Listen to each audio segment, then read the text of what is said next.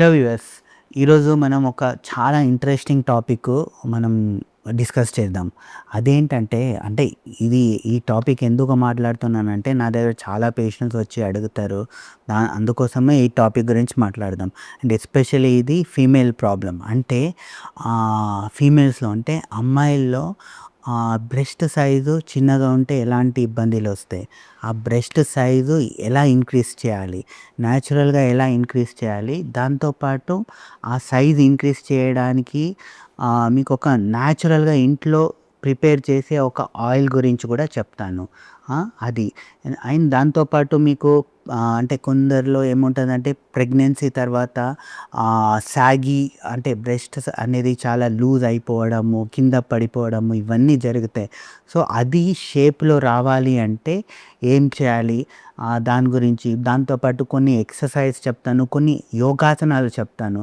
ఇవన్నీ మీరు న్యాచురల్‌గా ఇంట్లోనే ఫాలో చేస్తే ఖచ్చితంగా మీ బ్రెస్ట్ సైజ్‌ని ఇంక్రీజ్ చేసుకోవచ్చు. దాంతో పాటు ఒక షేప్‌లో కూడా తీసుకొని రావచ్చండి. ఓకే అండి. సో, ఈరోజు ఈ టాపిక్ గురించి ఎందుకు డిస్కస్ చేస్తున్నానంటే, రీసెంట్‌గా నాకొక కేసొచ్చింది.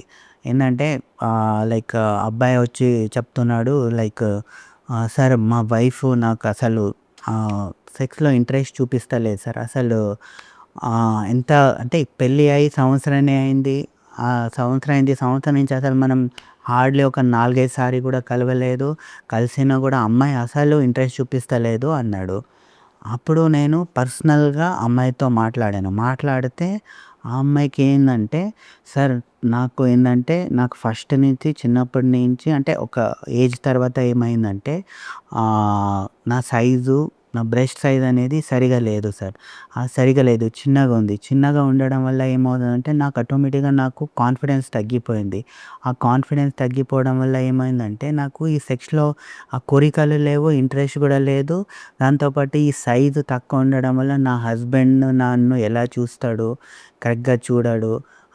దాని తర్వాత నేను ఆయన్ని సాటిస్ఫై చేయగలుగుతానో లేదో ఆయనకి అలాంటి ఫీలింగ్స్ వచ్చి నాకేమవుతుందంటే అసలు నాకు దీని మీద అసలు కోరికలనే లేవు. అసలు సెక్స్ అంటేనే నాకొక విరక్తి పుట్టేసింది సార్ అని ఆ అమ్మాయి చెప్పింది. సో, ఇలా చాలామంది బాధపడుతుంటారు. So, first of all size తక్కువ అవ్వడానికి రీజన్స్ ఏంటి? దేనివల్ల అమ్మాయిలో జనరల్‌గా బ్రెస్ట్ సైజ్ అనేది పెరగదు. నార్మల్‌గానే ఉంటది. ఎందుకు పెరగదు? సో, దీంట్లో కొన్ని కారణాలు ఉంటాయండి. ఒకటి ఫస్ట్ ఏందంటే హార్మోన్‌లు. హార్మోనల్ అంటే జనరల్‌గా ఒక ఈ ప్యూబర్టీ వచ్చినంక అంటే జనరల్‌గా 12 ఇయర్స్ గానీ, 13 ఇయర్స్ కానీ అమ్మాయిల్లో పీరియడ్స్ అనేది స్టార్ట్ అవుతది.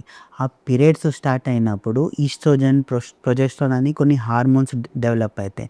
ఆ ఈస్ట్రోజన్ హార్మోను కరెక్ట్‌గా రిలీజ్ అయితే అప్పుడేమవుతదంటే ఆ బ్రెస్ట్ దగ్గర టిష్యూ అనేది డెవలప్ అయ్యి న్యాచురల్‌గా అకార్డింగ్ టు హర్ ఏజ్ ఆ బ్రెస్ట్ డెవలప్‌మెంట్ అనేది జరుగుతదండి. కానీ ఈ హార్మోనల్ ఇంబాలెన్స్ వల్ల ఏమవుతదంటే, ఆమెకి ఆ ఈస్ట్రోజన్ హార్మోన్ అనేది ప్రొడక్షన్ సరిగ్గా కాదు. ఆ ఈస్ట్రోజన్ హార్మోన్ ప్రొడక్షన్ సరిగ్గా కానిసరికి ఏమవుతదంటే, ఆ బ్రెస్ట్ టిష్యూస్ అక్కడుండే మజిల్స్ సరిగ్గా డెవలప్ కాదు. డెవలప్ కానిసరికి ఏమవుతదంటే, హైట్ పెరిగినా, కొంచెం బాడీ వెయిట్ పెరిగినా, ఆ బ్రెస్ట్ సైజ్ అనేది పెరిగుండదు. నార్మల్‌గా చిన్నగానే ఉండిపోతది. అది ఒకటి హార్మోనల్. రెండోది జెనెటిక్ ప్రాబ్లమ్ వల్ల.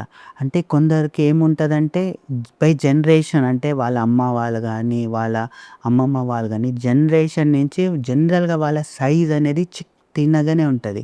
అలా ఉంటే గూడా న్యాచురల్‌గా గూడా వాళ్ళ సైజ్ అనేది చిన్నగా అయ్యే అవకాశాలుంటాయండి. మూడోది ఏందంటే మన డయట్. డయట్ వల్ల. అంటే మీరు ఎక్సెసివ్‌గా ఫ్యాటీ ఫుడ్ తింటున్నారు. ఆ! లేదా న్యూట్రిషియస్ ఫుడ్ తింటలేరు. మంచి ప్రోటీన్ గానీ, న్యూట్రియంట్ ఫుడ్ గానీ తింటలేరనుకోండి. అది తినకపోయేసరికి గూడా అక్కడ టిష్యూస్ అనేది డెవలప్ కాదు. అది డెవలప్ కానిసరికి ఏమవుతదంటే అక్కడ సైజ్ అనేది చిన్నగా అయ్యే అవకాశాలుంటాయండి. ఇవి కొన్ని ఇలాంటి రీజన్స్ వల్ల బ్రెస్ట్ సైజ్ అనేది పెరగదండి. సో, మీకు న్యాచురల్‌గా ఒక ఆయిల్ చెప్తానండి. ఆయిలు ప్లస్ మసాజ్ టెక్నిక్ గూడా చెప్తాను. ఆ ఆయిల్‌ని మీరు ఇంట్లోనే ప్రిపేర్ చేసుకోవచ్చండి. ఏందంటే ఒక మస్టర్డ్ ఆయిల్ తీసుకోండి. మస్టర్డ్ ఆయిల్ తెలుసు గదా! మస్టర్డ్ ఆయిల్ తీసుకొని అది మంచిగా వేడి చేసుకోండి. వేడి చేసుకొని దాంట్లో ఏం చేయండంటే మెంతి సీడ్స్ ఉంటాయి గదండీ! ఆ! మెంతి సీడ్స్, ఆ మెంతి సీడ్స్, మెంతి పప్పులు ఉంటాయి గదా! ఆ మెంతి పప్పుల్ని ఏం చేయండంటే దాంట్లో యాడ్ చేయండి. యాడ్ చేసేసి ఆ బాయిల్ దాంట్లో యాడ్ చేసినంక ఒక 1 అవర్, ఒక 2, 3 గంటలు నానబెట్టండి. నానబెట్టినంక ఏం చేయండి అంటే 2, 3 అవర్స్ తర్వాత డైలీ నైట్ గానీ, లేదా డైలీ మార్నింగ్ స్నానం చేసే టైంలో ఆ ఆయిల్‌తో మీరు డైలీ మసాజ్ చేయండి. సో, మసాజ్ చేసే టెక్నిక్ ఎలా అంటే ఫస్ట్ హ్యాండ్‌ని మంచిగా వాష్ చేసుకోండి. మంచిగా వాష్ చేసుకొని దాని తర్వాత ఫస్టు ఒక సింగిల్ ఫింగర్ నుంచి ఆయిల్ తీసుకొని దాన్ని ఏం చేయాలంటే ఇలా పైన నుంచి అంటే లోపల నుంచి బయటకి. సో, ఇలా లోపల నుంచి బయటకి ఇలా ఒక్క ఫింగర్‌తోనే ఇలా మసాజ్ చేసుకొని రండి. సో, మెల్లగా ఎప్పుడు మసాజ్ అనేది స్లోగా ఉండాలి. ఫాస్ట్‌గా ఉండకూడదు. ఫాస్ట్‌గా ఉంటే దానివల్ల నష్టమే జరుగుతాయి గానీ మంచిది గాదు. సో, స్లోగా ఒక ఫింగర్‌తో చేయండి. అలా ఒక 2, 3 నిమిషాలు చేయండి. ఆ 2, 3 నిమిషాలు అయినాక ఏం చేయండి నెక్స్ట్ ఈ 4 ఫింగర్స్ నుంచి. ఈ 4 ఫింగర్స్ నుంచి ఏంటంటే ల్ లోపల నుంచి బయటకి. సో, ఇలా మంచిగా మసాజ్ చేసుకొని రండి. సో, అలా ఒక 3 నిమిషాలు చేయండి. అదయినంక పైన నుంచి కిందకి ఇలా ఆయిల్ పెట్టుకొని ఇలా పైన నుంచి కిందకి. సో, ఇలా ఒక 2, 3 నిమిషాలు. ప్లస్ దాంతో పాటు ఇలా 2, 3 నిమిషాలు ఇలా మసాజ్ చేసుకొని రండి. సో, ఇలా రెగ్యులర్‌గా మీరు అట్‌లీస్ట్ ఒక 30 డేస్ టు 90 డేస్ అంటే ఒక 1 మంత్ నుంచి 3 మంత్స్ వరకి మీరు ఇలా ఈ ఆయిలు ప్లస్ ఈ మెంతి సీడ్స్ కలిపిన ఆయిల్‌తో మీరు రెగ్యులర్‌గా మసాజ్ చేసుకున్నారనుకోండి, న్యాచురల్‌గా ఏమవుతదంటే అక్కడ ఉండే ఆ టిష్యూస్‌కి బ్లడ్ సర్క్యులేషన్ అనేది పెరుగుతది. అక్కడ నరాలనేది స్ట్రాంగ్ అయిపోతది. ప్లస్ ఈ మసాజ్ టెక్నిక్‌తో ఏమవుతదంటే ఈస్ట్రోజన్ హార్మోన్ ప్రొడక్షన్ ఇంప్రూవ్ అవుతది. ఆ మెంతి సీడ్‌లో ఈస్ట్రోజన్ ప్రొడక్షన్ ఇంప్రూవ్ చేసే ఒక కెమికల్ ఉంటది. అది గూడా ఇంప్రూవ్ అవుతది. సో, ఇలా ఇంప్రూవ్ అవ్వడం వల్ల ఏమవుతదంటే న్యాచురల్‌గా ఒక 3 నెలల్లో ఏమవుతదంటే మీ బ్రెస్ట్ సైజ్ అనేది ఇంక్రీజ్ అవుతది. ప్లస్ ప్రెగ్నెన్సీ తర్వాత లేదా ఫ్యాట్ ఉండేవాళ్ళు ఆ బ్రెస్ట్ ఏమైనా లూజ్‌గా ఉంది. కరెక్ట్‌గా షేప్‌గా లేదు, స్టిఫ్‌గా లేదనే వాళ్ళు కూడా ఇలాంటి మసాజ్ టెక్నిక్‌తో ఈ ఆయిల్‌తో చేసుకున్నారనుకోండి, మీలో గూడా మీ బ్రెస్ట్ అనేది ఒక స్టిఫ్‌గా అయిపోతది. ఒక షేప్‌లో వస్తది. ఒక నార్మల్ కరెక్ట్ సైజ్‌లో వచ్చేస్తదండి. సో, ఇది ఒక మసాజ్ టెక్నిక్కు. దాంతో పాటు ఈ ఈ ఆయిల్‌తో పాటు కొన్ని ఆసనాలు చెప్తానండి.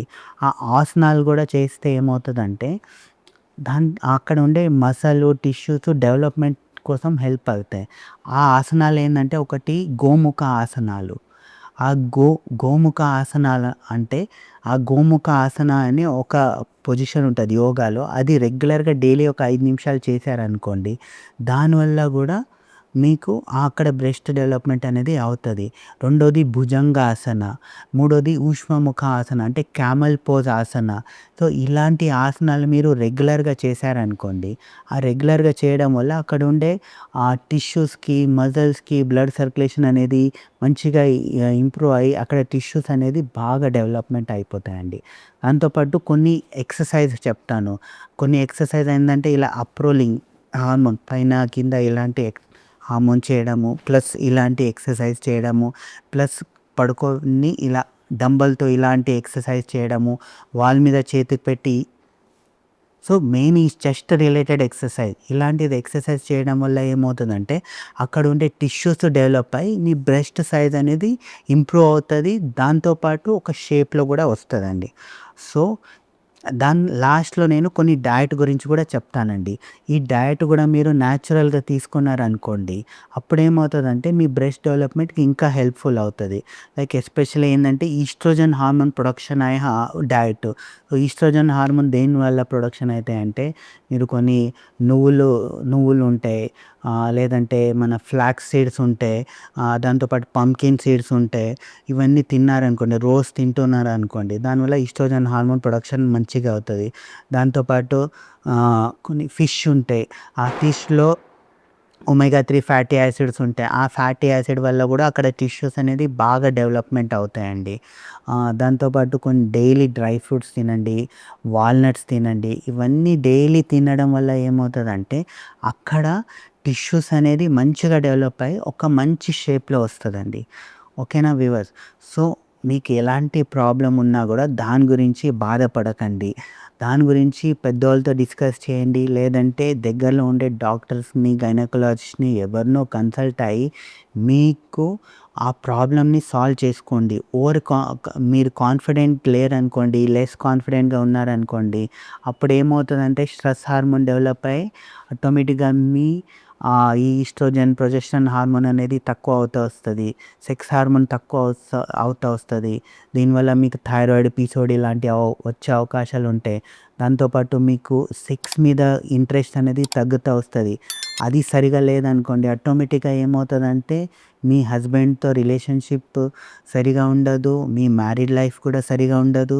ప్లస్ ఈ హార్మోనల్ సరిగా లేదనుకోండి, ఇన్‌ఫర్టిలిటీ అంటే పిల్లలు గూడా కాని పొజిషన్ గూడా వచ్చేస్తది. సో, అందుకోసము ఇలాంటి ప్రాబ్లమ్ ఉంటే ఓపెన్‌గా డిస్కస్ చేయండి. సిగ్గుపడకండి. సో, మీకు ఇలాంటి రిలేటెడ్ ఏమైనా ఇన్ఫర్మేషన్ కావాలి, ఏమైనా నాతో మాట్లాడాలని, చాట్ చేయాలంటే కింద ఉండే నంబర్‌కి మీరు కాల్ చేయండి. ప్లస్ మన ఛానల్‌ని లైక్ చేయండి, సబ్స్క్రైబ్ చేయండి. థ్యాంక్ యూ అండి.